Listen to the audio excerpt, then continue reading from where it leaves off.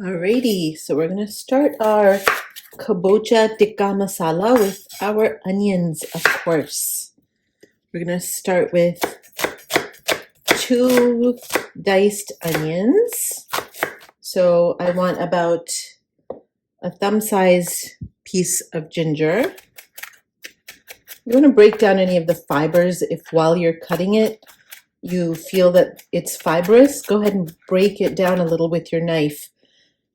Doesn't taste very good when you have to bite through those fibers.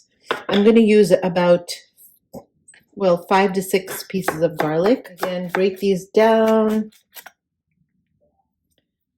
And then about half a jalapeno that I have already chopped from a previous meal. Let's turn the pan on to a nice high, get those onions going, then we'll turn it down a little bit. Add about 2 tablespoons oil. Meanwhile, we are going to chop our kabocha squash into nice little pieces. Notice you do not have to peel the kabocha squash. We're just going to dice it up.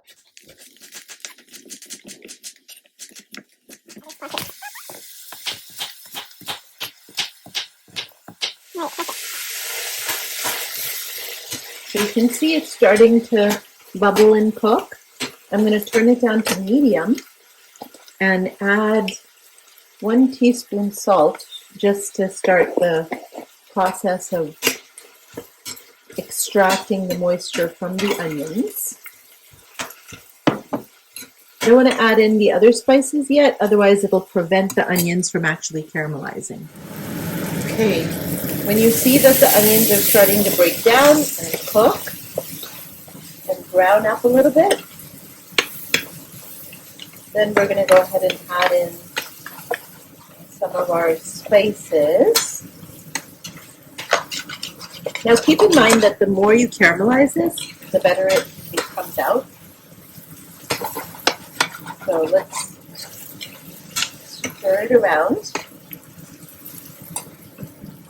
We're going to be adding, let's go ahead and add these in right now. 2 red peppers, dried red chilies, 3 green cardamom, 2 black cardamom. Stir that around.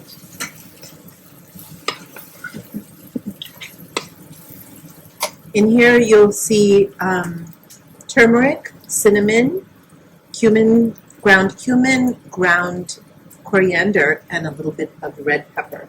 We're going to throw this in a minute. Let it cook. Okay, so you can see it started turning kind of golden. We're going to add in our spices. And we're going to add in our butternut squash. Oh, sorry, our kabocha squash. I have not tried this with a butternut squash, by the way, but I suppose it would turn out good.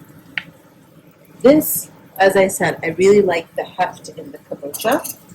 So we're going to add this. We're going to cover it and let it cook with a little bit of water. I'm going to add in maybe a 1/4 cup of water so that the kabocha cooks without the onions burning. So we'll cover this, let it cook for about 10 minutes, let the kabocha really tenderize. So we're just going to check to see if it's tenderizing. Let's go ahead and poke one of these guys. Yeah, it's getting there. So we're going to let it cook for another 5-10 minutes before we add in our tomato paste and our cream, cashew cream. So you can see I've uncovered it. The onions are completely broken down. The kabocha squash has started to reduce and release its moisture. We're going to add a good hefty tablespoon, well, a big chunky spoon, maybe that's 2 tablespoons. I would say it's actually a 1/4 cup. Let's go with 1/4 cup of tomato paste. Mix that around.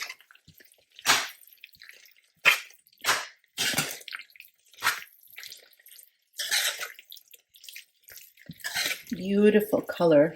Let's add some water to this.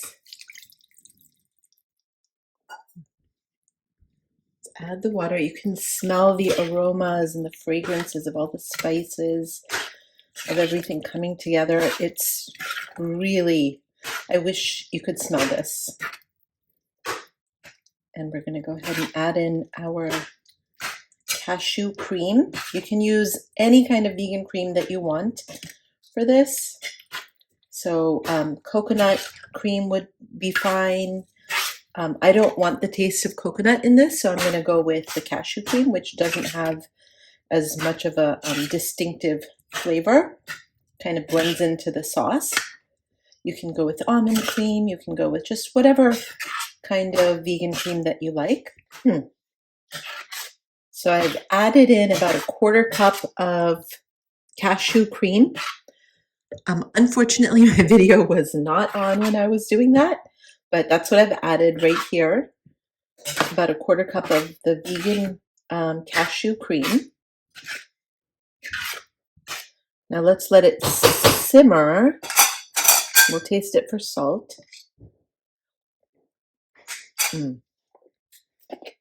It does need one more spoon.